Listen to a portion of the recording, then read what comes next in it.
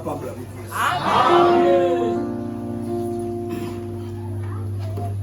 Nous allons lire dans Apocalypse chapitre 5.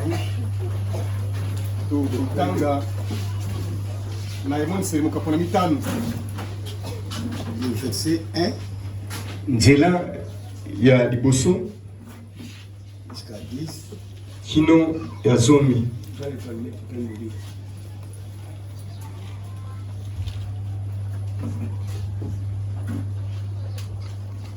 Le verset 1, Apocalypse 5, 1, 10.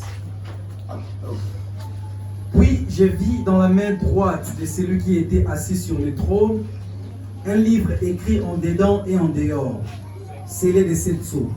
Mpe namonaki kati na loboko ya oyo afandaki na ngwe buku moko ekomami na kati na yango mpe na libanda na yango ekangami na bilembo sambu. Et je vis un ange puissant qui criait d'une voix forte. Mpe namonaki mwanzi moko na nguya oyo azalaki kokanga mongongo moko ya makasi. Qui est digne d'ouvrir les livres et d'en rompre les sceaux. Nani penza abongi mpona kofungola buku mpe mpona kobuka bilembo. Et personne dans le ciel, Mpe moto moko te na likolo, ni sur la terre, ata kuna se, ni sous la terre, ata na mabele, ne peut ouvrir les livres ni les regarder. akoki kofungola buku mpe kotala yango. Et je plairais beaucoup de ce que personne ne fut trouvé digne d'ouvrir les livres ni de les regarder. Mpe nalelaki penza mingi na ndenge ete moto ata moko azalaki penza na makoki te ya kofungola buku, ya kotala buku mpe ya kofungola yango. Et l'un des vieillards me dit, ne pleure point. Moko na bampaka alobi na nga ete kolela te. Voici les lions de la tribu de Juda, Tala nkosi na libota na Yuda, les rejetons de David, mokitani na Davidi, a vaincu pour ouvrir le livre et ses 7 sceaux. alongi mpona kofungola buku mpe bilembo sambo na yango. Et je vis au milieu du trône et des 4 êtres vivants et au milieu des vieillards Mpe namonaki katikati na ngwende mpe na katikati na bikelamu na bomoi minei mpe na bampaka tuku mibale na minei. un agneau qui était là comme immolé. Mwana moko na mpake oyo azalaki wana lokola katami kingo. Il avait 7 cornes et 7 yeux, Azalaki na maseke sambo mpe miso sambo. qui sont les 7 esprits de Dieu envoyés par toute la terre. Oyo ezali milimo sambo na Nzambe etindami kati na mokili mobimba. Il vint et il prit les livres de la main droite de celui qui était assis sur le trône. Ayaki azwaki loboko na loboko buku kasi na loboko mobali oyo ya oyo afandaki kati na ngwende.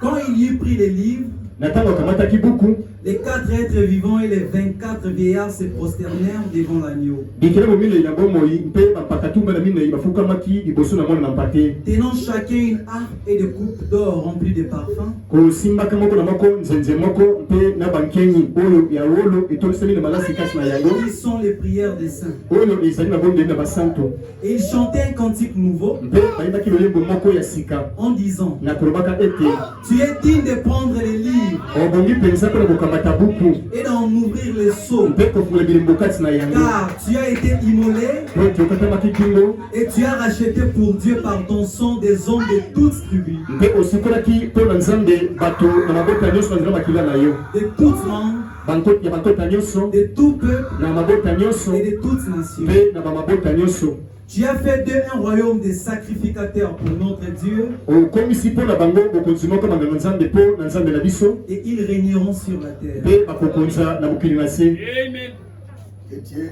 bénisse ça. Nzambe apambola ntango liloba na ye. Tobondela. Nzambe kata na biso na Nzambe aposa ete moko na moko présence na yo. Amen. Gloire à Dieu. Amen. Amen. Kolo tozali koconsacre moko na moko vraiment na maboko na yo. Tobele lelo te ndi bomoi na ye mobimba. Azalaki se na ndenge ya mokili oyo te oyo ezali kokende kobeba. Moko na moko kotala mabunga na ye te nkolo. Bongisa ye mpe ayeba ndenge nini aye mpe commission na ye mpe nyonso. Kolo odelivre biso moko na moko esprit ya incrédulité. Olebele biso liloba na yo. Olukulela biso mabunga nyonso. Tondime tokosalela biso grâce na ntongo oyo na leçon oyo onourrir biso po ete yo ozali le bon berger. Accorde grâce oyo ayaki mopagano azonga mopagano, oyo azangaki révélation azonga sans révélation te, opesa makasi na babolongo ezali kolela, oyo ayaki maladi azala guéri. Amen. Ok, vous pouvez vous asseoir. Je ne pense pas qu'aujourd'hui je serai long. Bon, là, nous remettons tout au Saint-Esprit.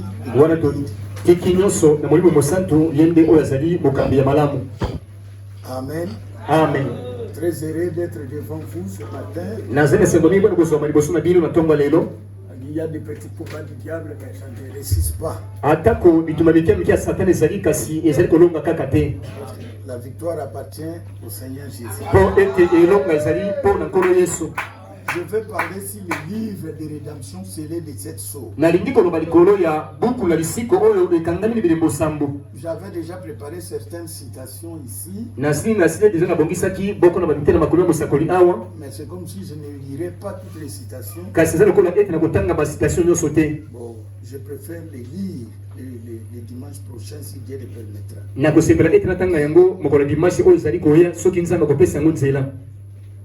Amen. Amen. Donc, comme ça, nous devons savoir quel est le livre de la rédemption. Ce n'est pas un livre tel que nous avons ici, un livre comme ça. Le livre de rédemption, c'est le mystère de la rédemption. Ok, c'est le mystère de la rédemption.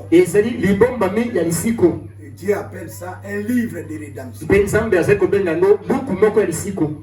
Mais c'est un mystère de la rédemption.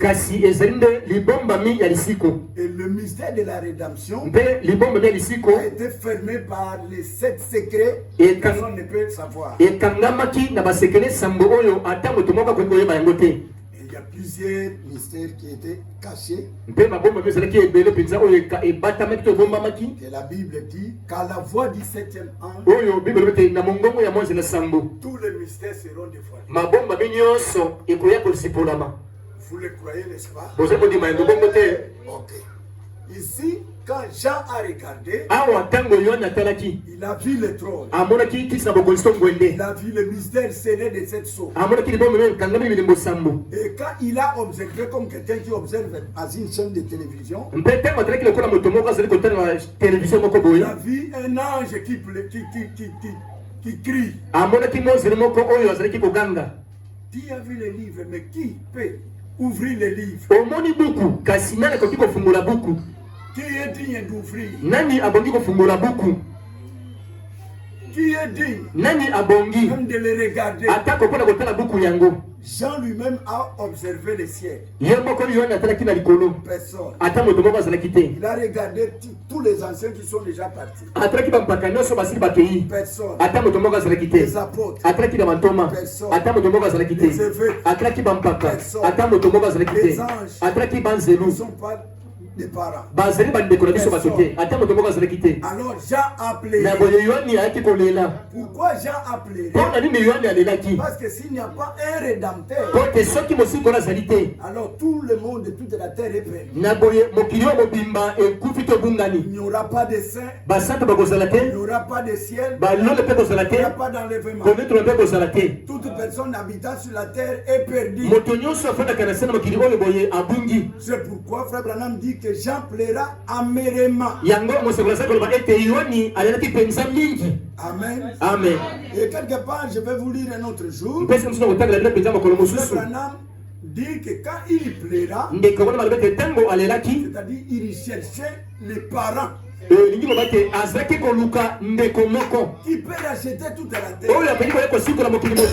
Il a vu au ciel, il n'en a pas. Au ciel, il y a les anges. Les anges ne sont pas parents. Les anges n'ont pas échoué. N'ont pas commis une erreur. Ceux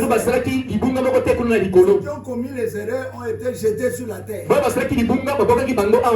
Tous les saints partant d'Adam jusqu'à jusqu'à nos jours, basantu nyonso kolongwa na Adamu kino mikolo na biso ya lelo oyo il boye n'y a personne qui peut racheter l'autre. atako moto moko kosikola moto mosusu azali te. Est-ce que vous me comprenez? Est-ce que bozali kososola ngai Ok. Au jardin d'Éden, kuna kasi na elanga na Edeni c'était l'éternité qui régnait. ezalaki seko na seko na bali kokonza kuna Mais le serpent qui était un prédicateur, kasi nyoka oyo azalaki motei parce que beaucoup de gens croyaient que Satan n'a pas de prédicateur. po te bato bakanisaka te satan azali na batei te. Satan a des prédicateurs. Satan azali na batei Ils sont même dans le message. bazali kutu te kati na sango malamu bazali penza bisika Ils nyonso interprètent mal la parole. balibolaka liloba na nzambe mabe Un prédicateur de Satan, po ete motei na satana son travail est de dérailler l'interprétation. mosala na ye ezali kaka mpo na kobebisa ndimbola maloba na nzambe Interpréter mal la parole. kolimbola liloba na nzambe mabe. C'est ça le service de Satan. wana nde mosala satana asalaka yango wana. Pour vous, vous ne croyez pas que Satan a des prédicateurs? mpo na bino bondimaka te ke satana azala batei. Satan a des faux prophètes. satana azala basakoli ya lokuta. Il y a des faux docteurs, satana azala badokter mabe lokuta. azala bapasa lokuta. des faux apôtres, azala bantoma ya des lokuta. faux évangélistes. azala baevangeliste mpe ya lokuta. Tout ce que Dieu fait a une certaine imitation. nyonso nzambe asalaka ezalaka na komekolama moko boye. Amen. amen. Dans la Bible, kati na biblia dans Matthieu 23, je crois, na Mathayo 23 na kanisi où Jésus dit, oyo ye epai ezali vous koloba en ferez les scribes na kotindela bino bakomi et les prophètes. mpe na basakoli. Beaucoup de gens ne savent pas qu'il y a un autre ministère qui est écrit les livres. bato mingi bayebaka te ete ezali na lotombo mosusu ezali kokomaka babuku. Tout ce qui était dans la Bible, Dieu l'a restauré dans cet état de l'affaire. nyonso ezalaki kati ya biblia nzambe azongisi yango na ntango oyo ya suka. Il y a des grands chanteurs. ezali balanga nzambe mpenza minene minene. Vous ne croyez pas ça? bozali kondima yango te. Quand il a dit à Abraham, na ntango alobaki na balayama ton peuple après toi libota na yo nsima na yo sera quelque part bakozwa esika moko boye étranger. na mboka bapaya. Pe bakoyokola bango. Et après 400 ans, nsima mbula kama minei ils sortiront bakobima kuna avec quoi? na nini? Beaucoup de richesses. bakobima kuna na bozwi mpenza ebele na biloko ebele. L'épouse sort des dénominations. mwasi bana azali kobima kati ya libongiseli Il retire même les richesses. azwaka kati bozwi oyo ezali kati ya libongiseli kuna. Les grands chanteurs, balanga nzambe minene minene femmes, basi to mpe mibali des bons prédicateurs, batei mpenza ya masolo des ya bons malamu écrivains, bakomi mpenza ya solo ya des malamu bons apôtres, batoma mpenza ya solosolo bons missionnaires, batoma mpenza ya solosolo bons docteurs, balakisi mpenza ya de solosolo bons, de bons. nyonso mpenza kaka malamu mpe ya solosolo. Comme nous sommes ici à Super, de manière super. ndenge tozali awa na super makambo nyonso kaka super. Au moins si Dieu ne t'a pas appelé, loba ndenge soki nzambe abengaki yo te si Dieu t'a appelé, kasi soki nzambe abengaki yo tu es super dans cette fonction. ozali super na mosala ozali kosala wana. Parce que Dieu n'appelle pas des abrutis, etc. po ete nzambe abengaka bato oyo bayebi kosala mpenza mosala malamu te Il appelle de meilleurs. abengaka kaka bato babongi mpenza mpona kosala mosala. On dit qu'il les sélectionne. mpe mosala ete azali kopona bango ye moko Pour épouser sans tâche ni hérite. mwasi libala oyo azali kozanga litono to mpe eloko moko boye kasi na ye. Un prédicateur a trouvé notre mère, Ève. motei moko akende kokutana na mama na biso eva. Il était très beau, azali mpenza kitoko mingi motei wana. il exprimait bien, azali mpenza koloba malamu. il connaissait bien la déviation. azali mpenza koyeba ndenge asengeli kopengwisa moto Il était kodeveni riche po ete azali na mayele moko mabe makasi et il a prêché l'évangile. mpe ateyaki sango malamu. Il n'a pas entendu Adam azelaki adama te parce que Adam allait le contredire. po ete adama alingaki akontredire ye Il est passé par la femme kasi alekanaki nde na nzela ya mwasi et Dieu a permis. mpe nzambe apesaki nzela esalema ndenge wana Notre mère a accepté son idée po ete mama na biso andimaki likanisi na ye et il a pris notre mère mpe akamataki mama na biso dans la révélation. kati na emoniseli Ce n'était pas le fruit. ezalaki nango mbuma baliaki te C'était aliaki l'acte te sexuel qui a été commis. ezalaki nde kosanisa nzoto esalemaki kuna. Suite à cette histoire-là, na ntina likambo esalemaki wana suite à ces péchés-là, na ntina lisumu esalemaki wana la rédemption a été prise par les propriétaires. lisiko mokolo yango akamataki yango Parce que quand Ève a commis erreur, po ete ntango eva asalaki libunga Il a aussi influencé son mari. abendaki mpe mobali na ye. Et les deux allaient racheter l'humanité. Mpe bango mibale nde bato balingaki kosikola bato na mokili mobimba. Parce que les deux ne sont pas venus du sexe. Po te bango mibale bayaki bautaki na kosangisa nzoto ya mwasi na mobali te. Ils n'avaient pas de cordon ombilical tel que nous l'avons. Bango mibale bazalaki na motolu ndenge tozalaka na yango te. Celui qui a un cordon ombilical montre déjà qu'il était dans la matrice d'une mère. Moto oyo aza na motolu eza kolakisa ete autaki kati ya libumu ya mama moko boye. Et se nourrissait de la nourriture de sa mère. Mpe azalaki kolia biloko mama na ye azalaki kolia. C'est pourquoi Jean a pleuré. Yango na yo alelaki Parce que tout le monde possédait le moto. po te moto nyonso azalaki na motolu. Amen. Il a pleuré. Alelaki. Il a pleuré. Alelaki mpenza. Job est là. Mpe yo bazali wana avec moto. na motolu. Non, les apôtres sont là. Mpe bantoma bazali Avec moto. kasi bango bazali na motolu. Adam et Ève, E Adamu na Eva ils ont perdu. bango babungisaki. C'est pourquoi Jean a pleuré. Yango wana yo ni alelaki. Est-ce que vous me comprenez bien? Ese bazali basusu nde malamu. Il y a l'humanité, les gens sont sur la terre. Bato bazali kati mokili oyo Et boye. il n'y a pas un rédempteur, parent de l'homme qui n'est pas né du sexe. Kasi mosiko to mpe ndeko ya moto oyo auti abotami na nzoto ya mosuni bazali te. Oui, abotami na mwasi na mobali. Amen. C'est pourquoi Jean a pleuré. Yango wana yo ni alelaki. Amen. Amen. Mais il y avait un ancien Kasi mpaka moko azalaki. qui a dit à Jean, ne pleure pas. alobaki na yo ni ete yo ni kolela te. Le lion de la tribu de Juda. Nkosi na libota na Yuda. Il a parlé d'abord du lion des tribus. Alobaki liboso mpo na nkosi na libota. C'est lui qui expliqua à Jean, Ye oyo alimolelaki Yohani. savait la chose. Azali mpenza koyeba likambo ngo mpenza malamu. Parce que tu ne peux pas consoler quelqu'un, toi tu ne connais pas la chose. Po te yo moki kobondisa moto te po te yo yebi likambo oyo wana te. C'est Jean qui ne savait pas. Ezali na moto bali koyeba te. L'ancien savait. Kasi mpaka azali mpenza koyeba likambo ngo malamu. Pourquoi il consola Jean? Yango wana ayaki mpo na kobondisa Yohani. Ne pleure pas. Koloba na ye ete Yohani kolela te. Regardez le lion Tala nkosi qui a combattu, oyo abundi, qui a vaincu. oyo abundi mpe alongi. Jean était consolé. Yohani Quand abondisamaki il a regardé, mpe ntango il atalaki n'a pas vu un lion. amonaki nkosi moko boye te. Il a vu un agneau. Amonaki nde mwana na mpa te. Est-ce que vous me comprenez? Eske bazali kososo na ngai Entre le lion kati na nkosi et l'agneau, mpe mwana na mpa te. il y a deux mystères. Mabomba nyonso ali mibale wana Nous devons le savoir. oyo tosengeli koyeba yango. Les citations, je peux les lire les dimanches qui va venir. bitema makomeli akoki kotendela bino yango moko na dimanche oyo ezali koya. L'agneau, Mwana na mpa te. est-ce que vous comprenez un agneau? Eske boyebaka mwana na mpa te boyebi ye?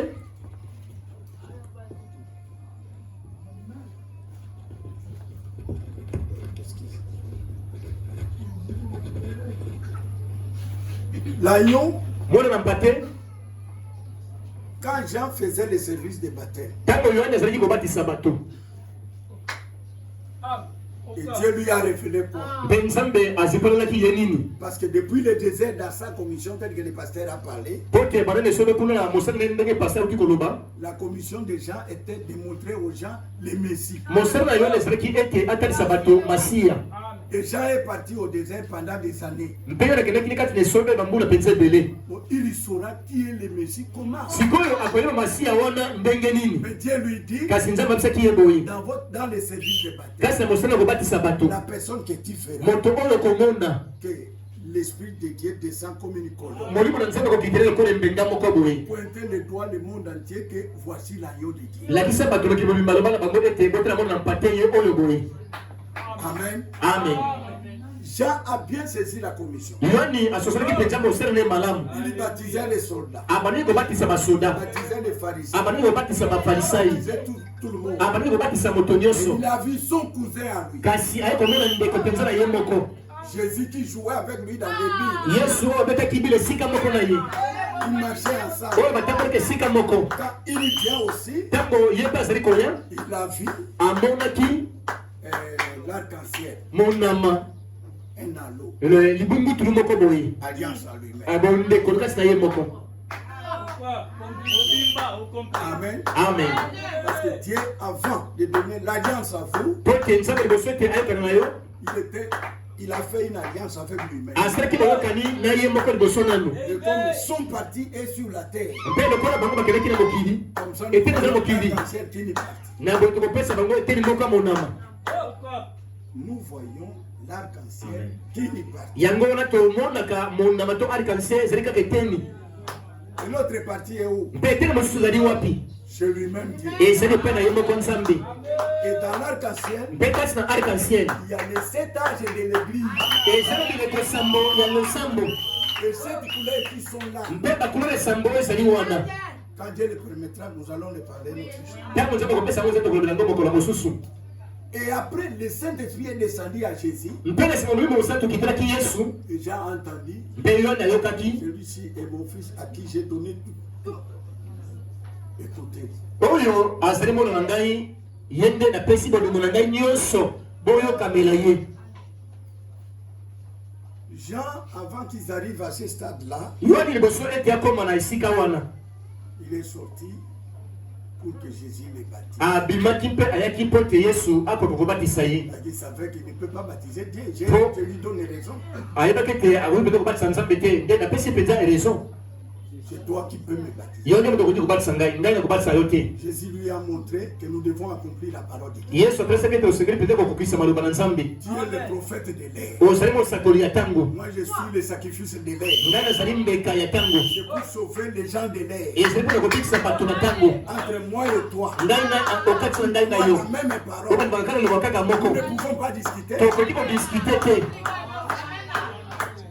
parce que nous deux, nous sommes les lumières du soir. po ete biso bali tozali bampole na pokowa. Amen. Amen.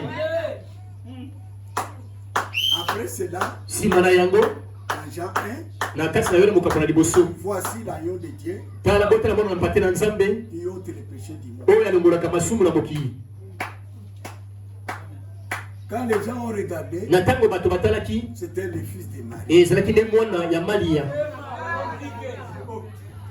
Et la parole a toujours le mystère. bomoi liloba na Nzambe ezalaka ntango nyonso mabombami. Voici l'agneau de Dieu botala mwana na mpate na qui Nzambe ôte les péchés du oyo monde. alongolaka masumu na bato na mokili. Vous qui souffrez de prendre un taureau, bili boza komona mpasi kokamata mwana ngombe bobato mwana un ntaba agneau le matin, kokamata mwana na mpate na ntongo le sacrificateur entre dedans. koganga Nzambe kosi na kati wana bosuka botika makambo wana botika Il y yango. a de l'agneau qui ôte les péchés du monde. botala mwana na mpate alongolaka masumu na bato na mokili ye wana. Le mystère des gens po ete libomba na yanu était Le temps de la Yoni. de la venue du Seigneur. ezalaki mpo ete abongisa nzela mpona boyei na nkolo. Et Jésus, il est venu mpe Yesu ayaki mettre fin au sacrifice quotidien. ayaki mpona kosukisa bambeke bandi kopesa bamikolo nyonso. Vous le croyez comme ça? bondili yango ndenge wana. Cet agneau-là mwana mpate wana est parti akendaki et il est mort. mpe akufaki On l'a enterré. bakundaki ye. Après 3 jours, nsima mikolo misato il est ressuscité. ayaki kosekwa Il a marché avec les fidèles. atambolaki na bandimi Il les a bénis. mpe apambolaki Il bango est monté au ciel amataki na likolo pour intercéder pour nous. mpo na kotumela mpo na biso. Mais Jean n'a pas compris. kasi yo nasosolaki te Parce que c'est Dieu seul qui donne la révélation. po te ngomela Nzambe moto apesaka moto emoniseli. Vous pouvez dire Amen? bokoki na bango na yango. Jean a pleuré. yohani alelaki Il cherchait les parents rédempteurs qui n'est pas né de l'homme et de la femme. ntango azalaki koloba elingi koloba ete azalaki mpenza koluka. ntango azalaki kolela elingaki koloba ete azalaki wana koluka mosikoli oyo ndeko moko abotami kowuta kosangisa nzoto mobali na mwasi te. Comment Jésus est venu? Yesu ayaki ndenge nini? Marie et Joseph sont fait une relation intime. Maria na Joseph basangisaki nzoto na bango. Jésus est venu comment? Yesu ayaki ndenge nini? L'ange est venu à rencontrer Marie mwanza ayaki akutanaki na Maria pour accomplir la prophétie d'Esaïe. mpona kokomisa lisakoli na Isaya. Une vierge elenge moseka ngondo akokumba zemi sans l'homme. kozanga mobali Et il enfantera. mpe akobota Et ce fils s'appellera qui? mpe mwana ko kobengama nani? Emmanuel. Emmanuel. Dieu avec les gens. oyo loba ete Nzambe elongo na Père bato éternel. tata na seko Dieu puissant. Nzambe na nguya. Amen. Amen. Donc Dieu avait des lois. elingi loba ete Nzambe azalaki na mibeko. Ceux qui aiment lire, tu peux même prendre Lévitique 25. bato balingaka kotanga okoki ata kokamata balewi mokamata bana mitano. Omona kuna ke atia mibeko soki oyo abungisi elanga ifo ndeko na ye noko na ye yaya na ye soki aza na bozwi asomba yango azongisa yango nde oyo tokuti kuna mingi ya bafrere alobaka ikotamation eza lisumu. Ikotamation c'est-à-dire avec intérêt. À partir ya kuna. Nantango bazali ko racheter ndeko na yo azongi mbongo ya zwake pa na yo ozwa ngo par intérêt te. Ezali doctrine ya kozwa ba intérêt te na mokili ela ya mote. Alléluia. Mbongo na yo soko za na $50 po bazongisa $15, 75 ou 65 ezali nde boyokani ezali na lisumu moko te. Parce que makambo mingi ezalaka nde oyo tozali kozwa na Bible momusakoli alobi ndenge wana te.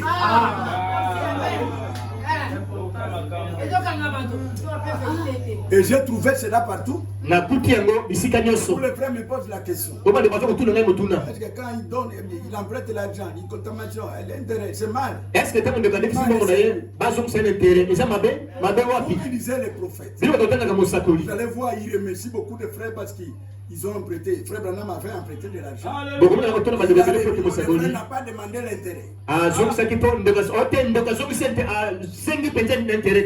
s'il avait demandé l'intérêt, on allait lui le donner. Nous ne voulons pas de doctrine comme ça. Amen. Amen. Alors Dieu avait fixé la rédemption. Il faut que le prospère soit riche et à la bonne volonté et qu'il soit digne. Amen. Amen. À cause de l'acte sexuel qui a été commis là-bas, au jardin d'Éden, tout le monde est arrivé sur la terre la même par cet acte-là. Quoi ne peut pas vous délivrer. Antipas ne peut pas vous sauver. Parce que les conditions qui a fait qu'Antipas ou pasteur quoi viennent sur la terre, c'est les mêmes conditions que toi. C'est pourquoi la parole de Dieu dit il n'y a pas un grand homme parmi nous. Même un frère qui tombe, un ministère qui tombe, toi tu ne le dépasses pas. C'est seulement la grâce. Ne dites pas, vous voyez, je suis ceci. Ceux qui font comme ça ne mériteront pas la terre. Parce que dans la Bible, il est dit les humbles mériteront la terre.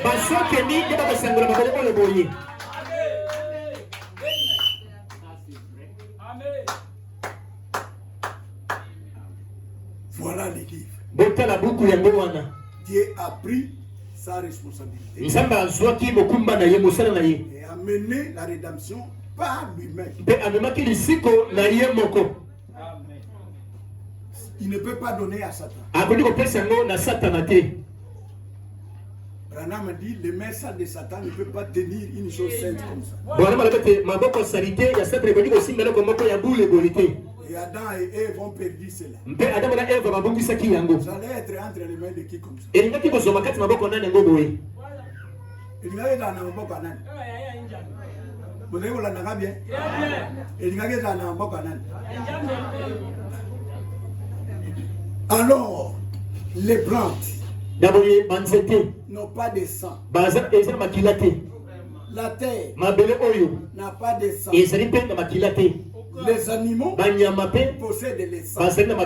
Mais les sangs des animaux sont moins valeureux pour acheter l'homme. Après l'homme, parce que nous avions les sangs humains. Bon, les animaux peuvent nous racheter l'homme. $1000.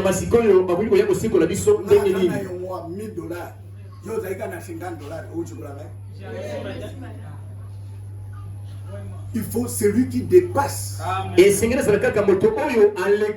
valeur des sangs,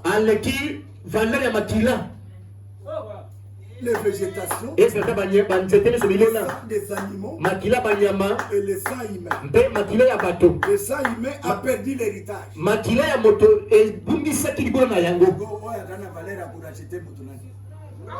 Opesa vijana bino mo. Kaka nani? Yahudi oblige Ginjambe asala mtoto ya mutu. Pe akata na libimu wa mari. Sans sexe. Pe abima. Atambola akufa na iku. Makira Njambe ezopana.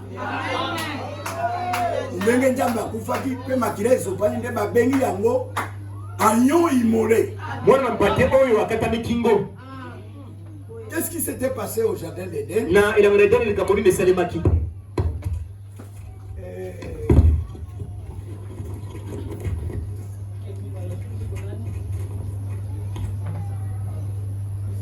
Le serpent a pris la femme d'un autre. Il a pris la femme d'Adam. C'est pourquoi Dieu a frappé. Vous connaissez chacun avec sa punition. Mais pour racheter, Dieu a pris la femme de Joseph.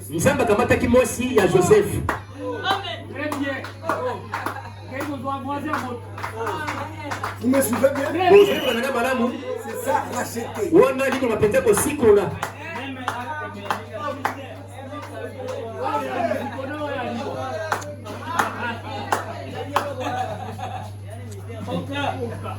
Il a pris la femme de Joseph. Il l'a engrossée. Comme Ève. Elle l'avait engrossée dans la famille.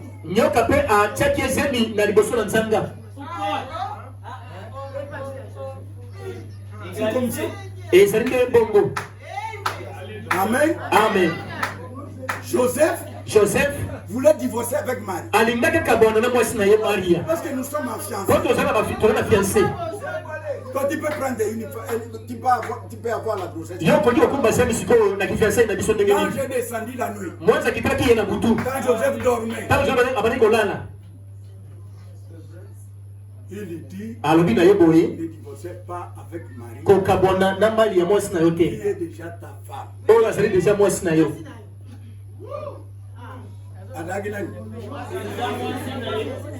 Oh, pour notre frère Branham, pour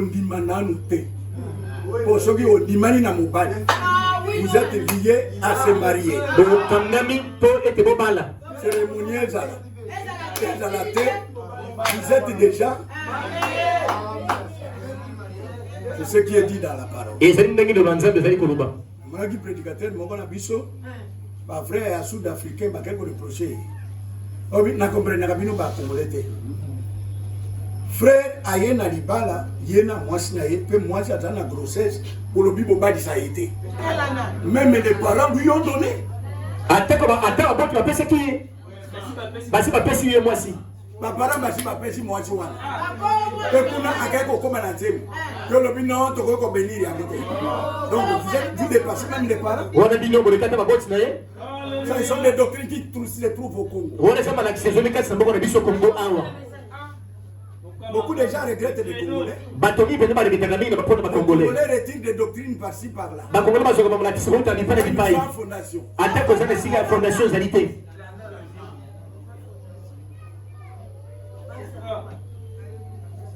Est-ce qu'on peut acclamer le Seigneur? Est-ce que tu peux dire que tu m'as pas la colo?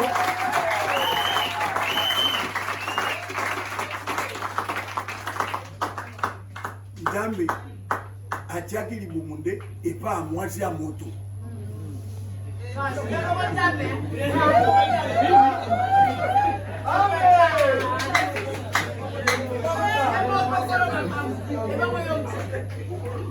Pona nini? Po Yoka atiaki Eve Jemi mwasi ya Adama. Mais si quand on perd des livres de filles.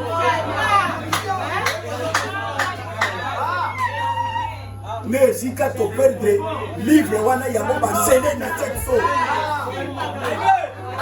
Na ndenge ba scellé yango na sexo, il faut un yon oya kufi oya ye aga parent de l'homme.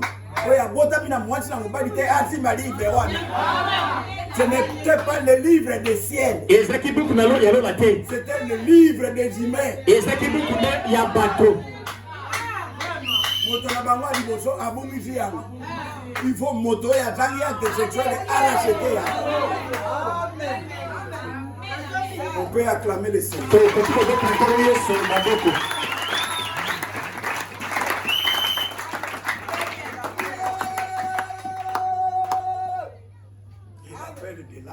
Mpe koganga ya mwanzi. Le cri de l'ange. Koganga ya mwanzi. La consolation de l'ancien. Mpe kobondisama ya mpaka. Oh, il n'est pas important. Amen, amen, amen. Si vous avez connu la yalo, on est dans la tinate. Alléluia. Oh, il y a ébi pour toi, vous avez connu la, mais dans la solution. Alléluia. C'est important, papa. Amen. Et il a vu quoi? Mpe amonaki nini? Un agneau. Mwana na mpate. Mais Kasi. dans l'enlèvement, Kasi na kondetolama. quand Jésus viendra prendre Tango. ce qu'il avait déjà récité, Tango esa koyeba kokamata oyo asili déjà kosikola. il ne viendra pas comme un agneau. Akoya lokola mwana na mpate te. Il viendra comme un lion. Akoya nde lokola nkosi. Le lion, c'est quoi? Nkosi nde nani? Chef de la forêt. Mokonzi ya zamba nyonso. Quand lion rattrape un animal, Soki ntango nkosi akangi nyama moko boye. aucun animal ne peut l'arracher. Nyama mosusu akoki kobotola ye azali te. Parce que lui, quand il gronde, même les éléphants s'éteignent. Po te nkosi atako soki agangi boye okomona tata bantsoku bakomi nye bakangi minoko na bango. Nyama nyonso, oh le calion munene. Parce que y a le chef de la forêt. Aye ko réclamer donc on a nani akoloba. Mais maintenant il n'a pas réclamé parce que nous sommes déjà là. Kasi sikoyo asengi te po te tozali biso banso awa. Nous vivons toujours dans la période de l'agneau. Tozali kobika kaka na ntango na mwana na mpate. Parce que quand il prend la fonction du lion, Po te ntango azwi lolongi ya mwana na nkosi. l'enlèvement va s'appliquer. Nkosi konetolama ekosalema. Là il prend ce qu'il avait déjà là. Wana me aye azwi baoyo asilaki deja kosikola. Personne ne peut le résister. Mpe moto te akoki mpena koresiste yango. Amen. Même quand vous trouvez que les lions c'est la parole, tout ça c'est bien. Atako ntango omoni ete nkosi eza liloba nyonso wana ezali malamu. Le lion c'est la parole. Nkosi eza liloba Quand il rougit, ntango angulumi tout le monde s'était. moto nyonso akangi monoko C'est bien. ezali mpenza malamu. Le message Sango malamu a rougi. engulumi. Est-ce que tout le monde s'était? Est-ce que moto nyonso akangi monoko? Akangi monoko.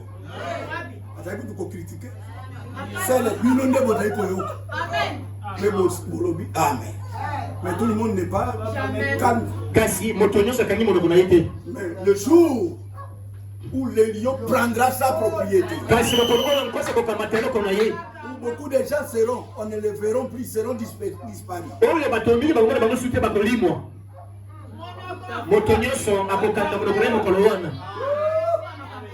Tel est c'est. Ndeko mwasi songolo ndeko mobali pakala On ne le voit pas. tomonaka lisusu te On a 2 jours. na mikolo mibali kobimba oyo moto pakala Elle est déjà partie. moto wana asi akei na deja Peut-être elle a RFI. ntango mosusu na baradio Il refi y a des milliers de personnes qui sont bakoba te disparues sur eza na bato ebele balingi kaka boye na sa mokili oyo boye bakei mokolo yango monoko na ye kokanga. Lelo ezali koyebana te soki yo oza bientôt oza bientôt. Finga bandeko. Critiquer bango. Lobake yo nde oleki. Mais le jour qui va venir, mokolo oyo ekoya mais de toute manière, atako bongo soyez humble. zala moto yango okitisa Ne critiquez pas. komeka kotonga moto moko boye te. Et Jean a vu, Mpe yohani amonaki mwana na mpate il y avait 7 icônes. maseke ezalaki sambo. Il a vu aussi Amonaki mpe 7 yeux. miso ezalaki sambo. Oh, il y a ma miso sambo. Ce sont les 7 prophètes de chaque âge. Ezali basakoli sambo ya eleko nyonso moko na moko. On peut les appeler les prophètes. Tokoki kobenga bango basakoli. Ce sont eux qui ont eu la vision pour faire sortir l'épouse. Po te bango bato bazwaki vision mpona kobimisa mwasi na libala. Tu peux avoir des brochures mais tu n'as pas la vision. okoki kozwa mabroshiri kasi ozali na vision te. Alléluia. La vision c'est très important. Vision ezali mpenza likambo motuya mpenza makasi. olobaka nkolo ndenge olakisaki mosako Ibrahim Amen. lakisa mpe biso po biso nyonso totambola na vision bo on peut dire amen. Tokoki koloba mbele na yango. Frère Branham a dit, Ndeko wana malobi, ndeko wana il malobi. est en train de tourner sur Frère Branham a dit, Ozali kobanda kolona ndeko wana malobi. vraie vision. Ozali na vision moko mpenza ya malamu te. Vraiment. les 7 anges, kasi banze sambo les 7 messagers, batinda misambo les 7 prédicateurs, batei sambo chacun avec son réveil, moko na moko na bona mokili na ye présenter au monde la vraie vision. atasaki bato mokili vision mpenza ya solo Comme il a montré au monde les 7 visions par 7 messagers, ndenge atasa mokili ma vision sambo na batinda misambo Dieu dit nzambe koloba il possède 7 yeux. azali na miso sambo. Vision, papa. On a mis une mission de Tiki par l'église, de Tiki par dénomination, à cause de la vision. ezali na kina ya vision. Bila mondimi yango. Okoko kota moto mosusu pasteur moko kitoko abiloko soki ndenge nini. Église monene mais il n'a pas la vision. kasi azali na vision te Il nous plaît ceci des petites choses. azali koteya bato kaka bamakambo ya mike mike. Oyebi nakoloba na troisième fois. Mais nakotimola yango te. Nakotimola na dimanche soki tabali. Na préparaki mingi te. Dieu a montré à frère Branham les poules. nzambe atarisaki ndeko mwana mwasi na libala Premier poule, mbende na liboso mbende na liboso Dieu amonisi mosakoli kobenda misato qui sont les 3 piles ou poules. oyo ezali bapili misato mbende na misato. Ye sikoyo akamateli frère Branham na vision moto azali kobwaka ndobo. Boyebi ke ndobo to filet évangile ekeseni ba catégorie. Oh, par exemple, l'évangile c'est jeter les filets. Mais quelle sorte de numéro? ndakisa sango ezali kobwaka file file numero nini mpenza numero nini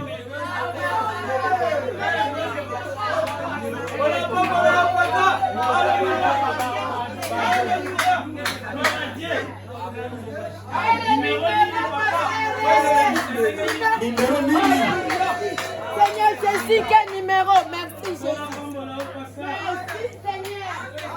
Celui qui a des petits numéros, moto azali numero moke quand il fait la pêche, na ntango ozali kosala pese il attrapera beaucoup. akokanga mbisi ebele Mais ce sont des poissons insignifiants. kasi ezali mbisi moko ya ntina te ya mike mike.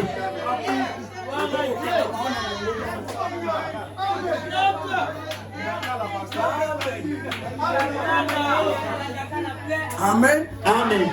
Ça doit être un grand panier plein esengeli kotonda mpenza etondi meke na kitunga moko monene etondi wana de petits poissons. bambisi ya mike mike etondi na kati ya kitunga wana. On peut dire amen. eske tokotikela bamene na yango On peut acclamer le Seigneur. eske tokokobetika bakapela nkolo.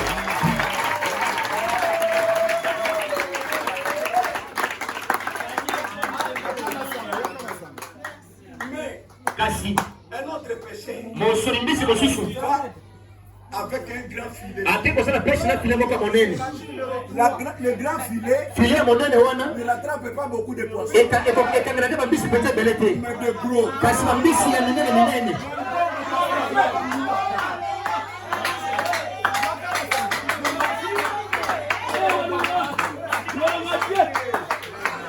Toi qui as rempli un panier de petits poissons, yo tondisi kitunga nyonso ya bambisi ya mike mike moi je vais avec un seul gros ngai na poisson. ye kaka babali na mbisi moko ya monene boye. Le gros poisson mbisi ya monene va attirer les regards. akobanda bato nyonso bakotala ye.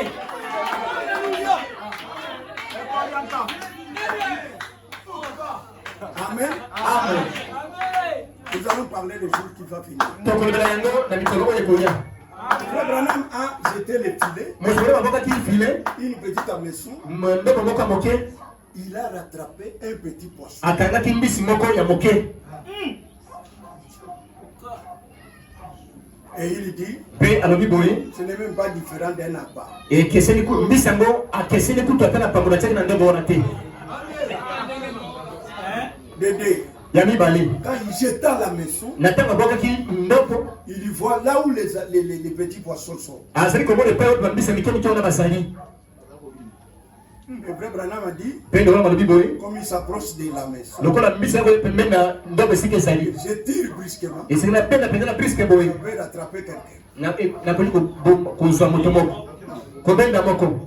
Mais l'ange lui dit, kasi mwa zalobi na ye boye tout ça, nyonso wana vous voulez toujours expliquer les choses de Dieu. olingi kaka kolimbolaka ntango nyonso makambo na nzambe Mais l'épouse, kasi mwasi na libala ça c'est un gros poisson. wana azali mbisi ya monene Il ne sera pas rattrapé dans ses premiers coups. akokangama na ndenge na liboso wana te Le deuxième coup, mbenge na mibale non. te ekokanga ye te Le premier coup, ndenge na liboso le discernement, kososola les guérisons. kobikisama maladi wana te wana te Tu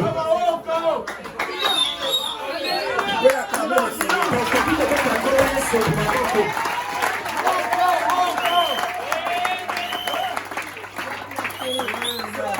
yango wana Frère Branham ndeko wana n'a pas parlé sur le 7e jour. alobaki mpo na elembo na sambo te Jamais parlé sur le 3e jour. alobaki mpo na ndenge na misato te Parce que c'est un gros poisson qui va être attaqué.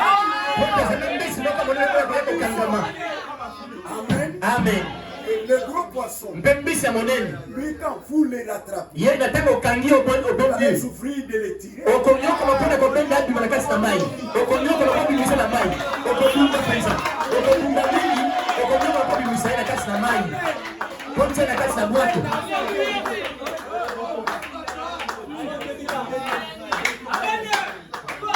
Beaucoup de gens bato mingi sont contents baza na esengo parce qu'ils ont de grandes po assemblées. baza na basamba minene minene Mais peut-être des petits poissons. kasi ntango mosu bambisi moko mike mike kaka Ils ne sont pas les poules. oyo ezali mwasi na libala te Parce que les poules po ke mwasi na libala sont des poissons spéciaux. wana ezali mbisi moko lolenge mosusu Ils ne plaisent pas à n'importe quoi. alelaka mpenzani kaka monene na boye te Ils ont la connaissance de la parole. baza na boyende liloba na nzambe Peut-être ils sont minces. ntango mosu baza nzoto mike baza nzoto mike Peut-être pas beaucoup d'argent. kasi baza bato moko mbongo ebele te Papa, kasi papa ils connaissent leur Dieu. bayobi na bango nzambe na bango Dieu est là de vous la petite de Dieu. nzambe aleki bango na ndenge ye azali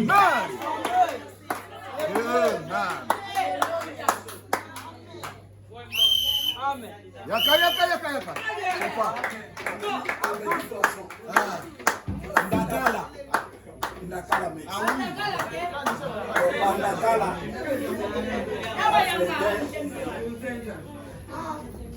Hein? Ngala ba poisson mususu. Elekinga monai. École. Yo sodo moko plein. Na ba petit poisson. Ok na zando. Ya somba jigida. Mbongo yo kozwa. Ekokesa no ya ngai. Oyo ya ngai ne bato wa jipe ne bakotele.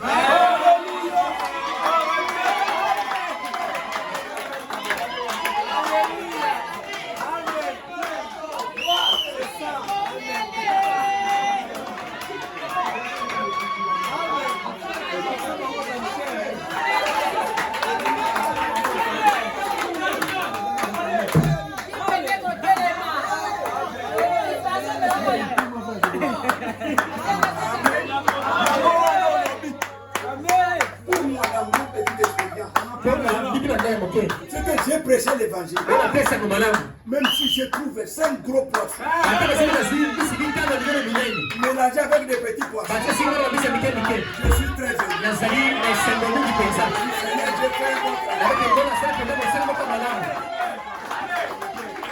Là, on va creuser les idées. wana nde kokindela mpenza na bozila moko na dimanche na suki awa boye nzambe akakondimo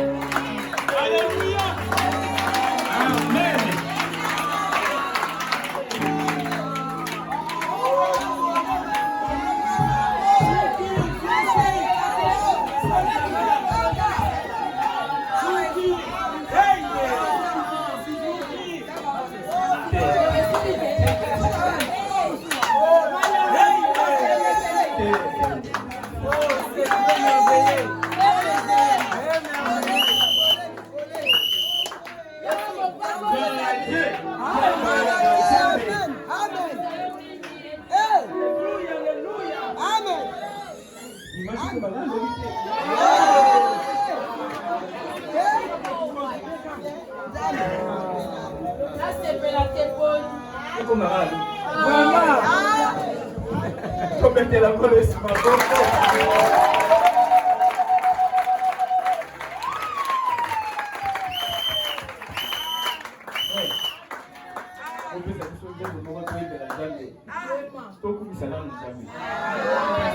Oyo kaka tobandi kolamba kuka kati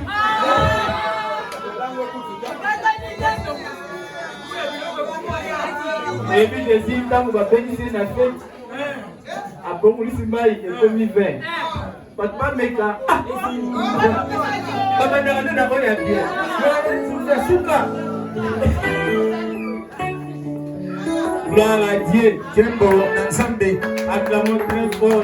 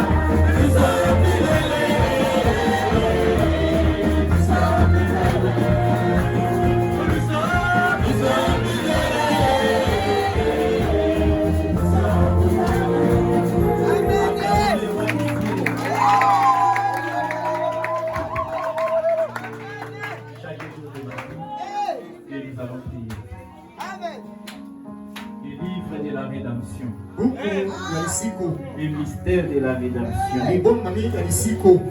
Quel mystère? Libongo mami nini pensa boye.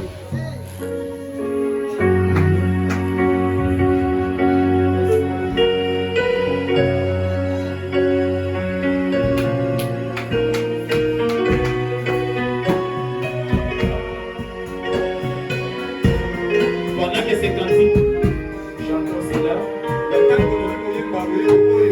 après chacun va prier selon que le Seigneur le veut.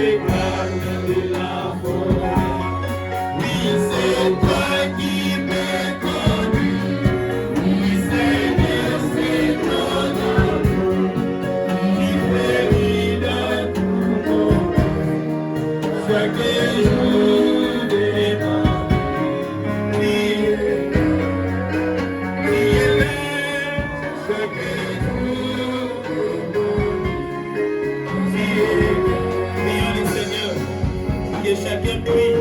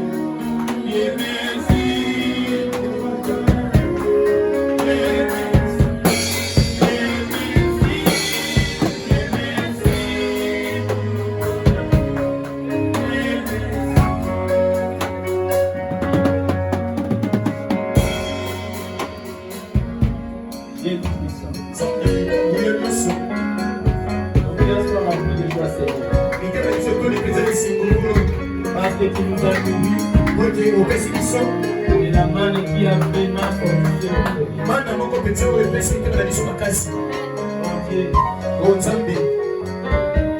Les livres de la rédemption. Nous pensons que c'était un livre avec des feuilles. Or que c'était le mystère de la rédemption. Satan est entré dans les serpents pour prendre la femme d'autrui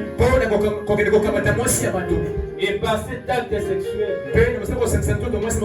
Oh Dieu, nous avons perdu. C'est là, c'est lui. Mais gloire soit rendue à toi. Toi-même tu avais récupéré cela. Non pas que c'est pour toi pour toujours, mais tu l'as gardé pour nous.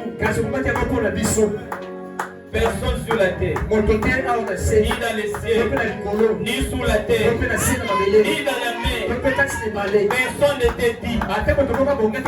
Et pour cela toi-même, tu t'es fait un corps. Tu es entré dans ce corps. Tu es habité parmi nous. Et nous t'avons appelé Emmanuel.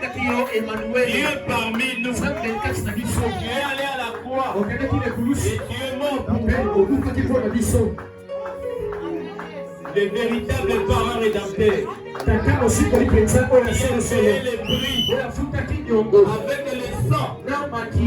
Pas le sang normal, mais le sang de Dieu lui-même. Il était plus riche que le nôtre. Seigneur, qui pouvait payer tout le prix de notre péché.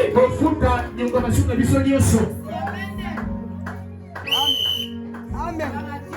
C'est pour cela que j'ai été consolé.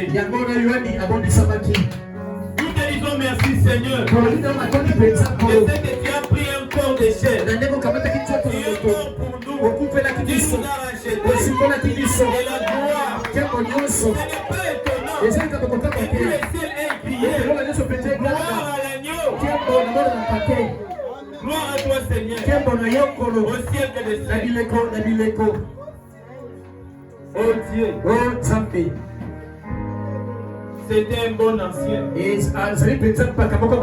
C'était un bon ancien qui a consolé les gens.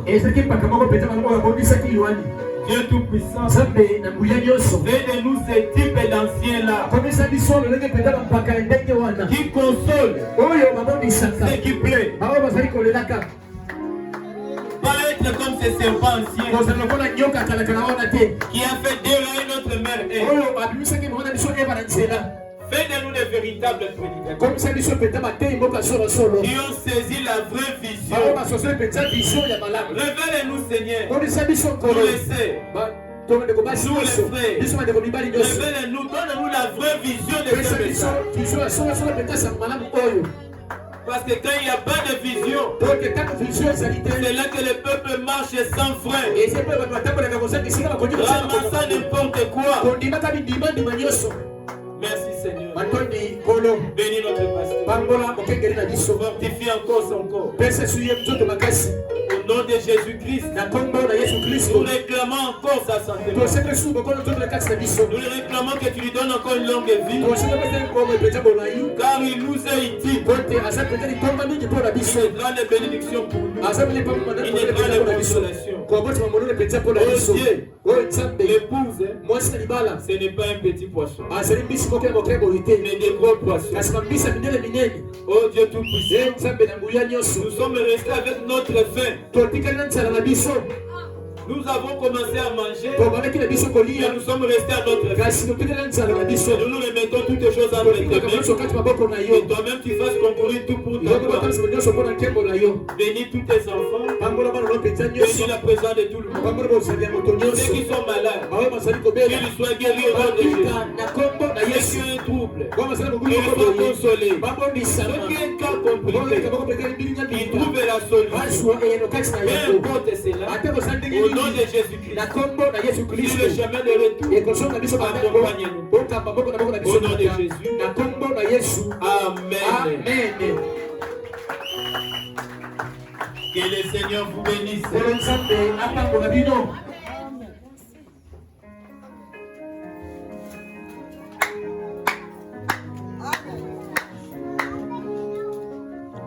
après culte, sima na kosambela awa